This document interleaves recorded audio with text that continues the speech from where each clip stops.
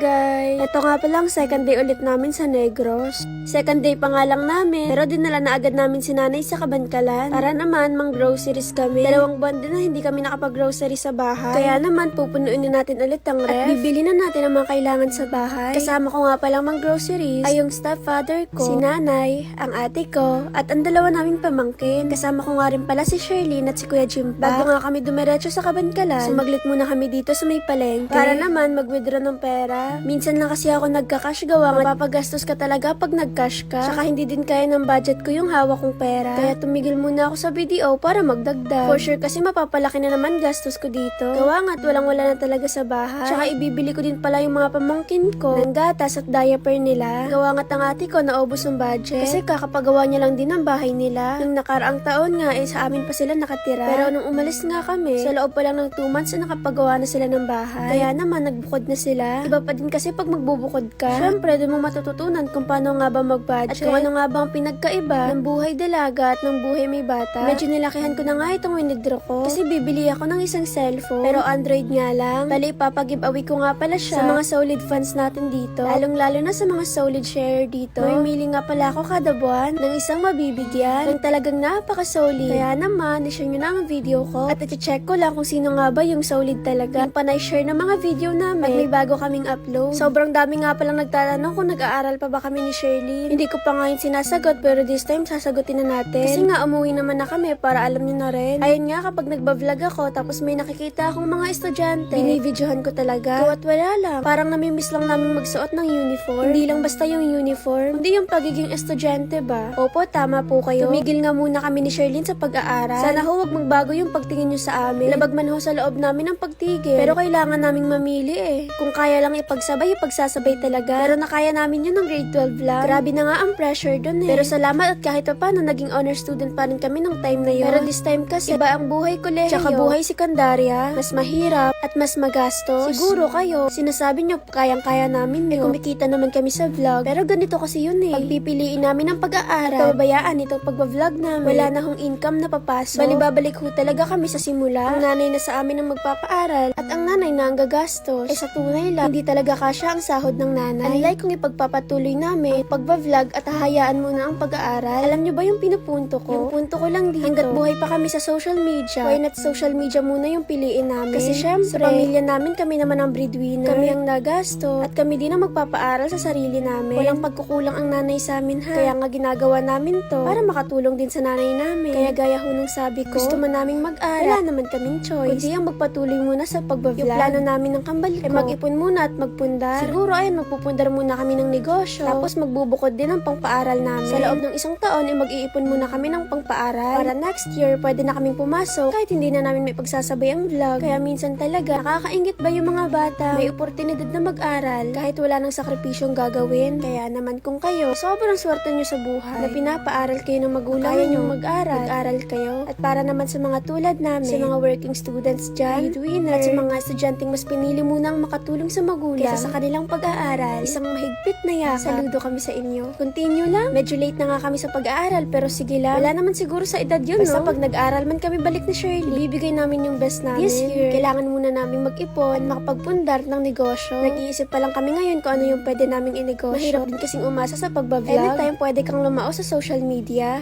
Iba pa rin pag may backup income ka. Ay na nga guys, ng groceries na nga kami. Nang matapos na nga kaming mamili sa ilalim ng mga groceries, sinamahan ko naman ang nanay paakyat. Kasi nga daw mamimili siya ng mga gamit na kulang sa bahay. Katulad na lamang ng balde, foam, tsaka ang gatas ni Ate Faye at Ate Leia. Bali sa Lopez Kabankalan nga kami ng grocery at namili ng gamit. Para isihang bilihan na lamang din. Pagpasok nga namin sa itaas, ginaid agad kami ni Kuya. Kaya naman, maraming salamat Ang una nga namin tinungo itong balde. Gawa nga't mahirap ang tubig sa amin, kaya kailangan meron ka talagang malaking balde na popondohan ng mga tubig. Para naman makapag-imbak tayo ng maayos. Kung sakasakaling lalakas yung ulan. Sa tunay, una nyo kaming nakilala dahil sa ulan. Namiss ko na nga magsalok ng tubig sa ulan Ito na si Shirley na mimili na ng foam. Bibili nga siya para sa isang kwarto. Gawa nga't ngayon, isa-isa na kami ng kwarto. Dati kasi kami ni Shirley magkasalo lang sa isang kwarto. Gawa nga't ang ate at ang mga anak niya nasa kabilang kwarto. Kaso lang bumukod na ang ate. Kaya naman isa-isa na kami ng kwarto. Tapos nagustuhan ko nga itong lagayan ng mga pinggan. Noong nakaraang taong kasi hindi ako nakabili ng lagayan ng pinggan. Kapangit tingnan sa kusina, napakalat-kalat itong mga pinggan namin at wala sa ayos. Kaya naman naisipan ko nang bumili ng kahit isa lang. Para maging malinis din yung kusina namin at maayos tingnan. Si Sherlyn nga po namili na ng foam. Yung sakto lang yung laki at lapad sa kwarto niya. Ay, sa kama pala. Ang nanay nga po ginagay din siya. Kung alin nga ba talaga yung sasakto sa kama niya. O diba may nanay ba kayong ganyan? Bumili na nga rin pala ako ng 5 baso. Medyo konti na lang kasi yung baso namin. At puro din plastic. Minsan kasi sa promotion, need ko din ng clear na baso. Para kunwari pag nagtimpla ako ng juice na ipopromote ko. Aba kitang kita ang kulay at pagmimix nito. Yung mga kutsara nga pala namin, abay may paa. Naglalakad sa ibang bahay. Tapos hindi na bumabalik. Kaya naman ang nanay, bumili nga ulit ng mga kutsara. Kasi nga konti na lang talaga yung natira sa amin pag nakain, nabay ewan. Tapos tinuro ko na nga kay nanay itong gusto kong bilhin. Sabi ng nanay, maganda nga daw to sa kusina. Kaya naman napagdesisyonan kong kunin na. Bumalik na nga po ako sa ibaba para magbayad. Kasi iniwan ko lang ang ate ko sa ibaba. Kasi kadami pa naman ng ika-counter. Bumaba lang ako nung malapit ng magbayaran. Kasi nga ako naman yung nag-budget at naghahawak ng pera. Sobrang dami nga pala ng napamili namin. Merong mga pagkain, tsaka mga ulam, tsaka mga kailangan talaga sa bahay. Binili ko na nga rin ng mga maiinom itong Ate Faith namin at Ate Leia. Kaya na nga po at binili ko na rin ng diaper itong Ate Leia at Ate Faith namin. Sobrang laki nga pala ng nagastos namin dito sa groceries. Ayun nga pala yung ginroceries ni Shirley. 10,000 plus nga pala yan guys. Samantalang yung binakot kong groceries naman, nasa 6K plus. Plus yung mga gamit pa na binili ko, ako yung bumayad. Kaya all in all, adik talaga kami sa gastos ng kambal ko. Dati ako lang yung nagbabudget, gawa nga't ako lang naman yung nakita. Pero since nagbablog na din ang ate ko at ang kambal ko, nagtutulungan na rin kami ngayon ni Shirley. Tsaka yung ate ko, tinutulungan na rin namin ni Shirley minsan. Kinarga na nga po nila itong binili naming lagayan ng pinggan. Ayun nga po pala yung resibo ng mga groceries namin. O diba ang haba, sobra-sobra na. Huy. Bali isang buong budget na nga po pala yan okay guys. Na nga po at naibalot na lahat. Kaya naman nailabas na rin ito sa labasan. Huy, hindi nga to kakasya guys sa sasakyan namin. Aba syempre ang liit kasi ng sasakyan namin. Kaya naman kumuha na kami ng 2 tricycle. Nag-rent na nga kami para maihatid dito ng maayos at safe sa bahay namin. 2 tricycle na nga pala para kakasya ang lahat. Ayun na nga po at nalagay na nila yan. Si nanay nga lang pala mag-isang sumakay sa tricycle. Kasi sobrang init at magagay din sa driver. Nauna na nga ang 2 tricycle tapos kami naman sumusunod lang sa likod nila. Tapos nadaanan nga namin itong prutasan. Paborito nga pala namin ng pakwan kaya naman bumili na nga kami ng 2 dyan. Tapos nakita nga pala namin itong palamig na prutas. Abay sobrang sarap.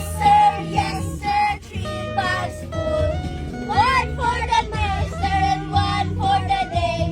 1 for the Miss ko talagang makipagkulitan kay Ate Faith. Nang sumabay nga kaming 3 ni Kuya Jimpak at Shirley. Hala si Ate Faith na amaze. Nagulat siguro siya na alam namin yung kanta. So paano guys, hanggang dito na lang. Bye-bye! Hanap ka ba ng larong pwedeng pagkakitaan at legit?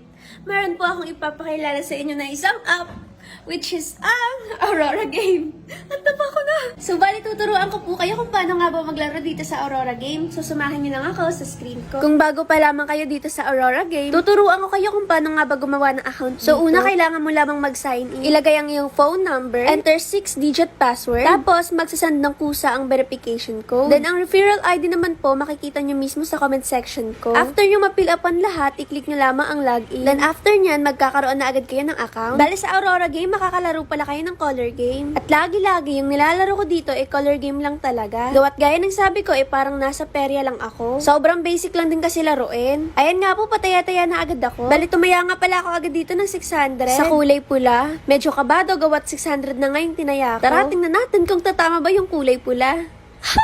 Kung makikita nyo naman po, 2 tama yung kulay pula. Kaya yung 643, naging 1,140. Ito talaga yung pinakamaganda. Pag nag-double yung color, gawat double din yung balik. Ayan nga po, try pa natin ng isang beses. Gawat medyo nawiwili pa ako sa larong ito. Dahil nga mukhang maswerte itong kulay pula. Tumaya na ako ulit ng 300. Balian lang yung ginagawa ko sa litan. Unang bit ko pala kanina 300. Tapos nung nanalo, tinodo ko ng 600. At nung nanalo nga yung 600 natin, bumalik na ulit ako sa 300. Muli akong tumaya sa kulay pula. O, diba, hang swerte ko talaga. Kaya dapat ganun lang, diskarte lang. Kung gusto nyo nga pala ng i-withdraw yung pera nyo, click nyo lamang po yung withdraw. Bali, pag nag-withdraw, Gcash nga pala ito. Ilagay nyo lamang dyan yung amount ng withdrawin nyo. Kaya naman po sa mga gustong maglaro, nasa comment section lamang po ang link.